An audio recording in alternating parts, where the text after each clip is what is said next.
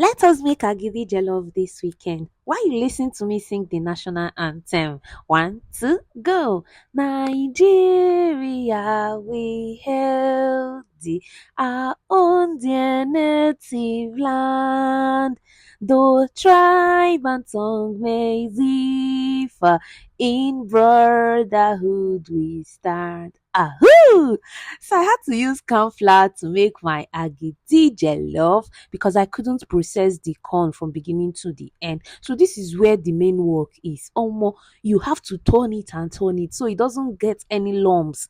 So when I was done, I had to do the cold water test to know if this agidi was ready to be mixed. So this is the cold water test. So next thing I did was to pour in my stew mix with the small pomotion. You can see it. This is homemade agidi jollof. I added a bit of salt because I felt it wasn't, the salt wasn't salting.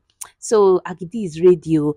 I couldn't use the agidi paper to wrap my agidi, so I just used nylon because that was what I could get. Who wants a wrap of this? So sing the national anthem or drop the lyrics in the comment section. Bye.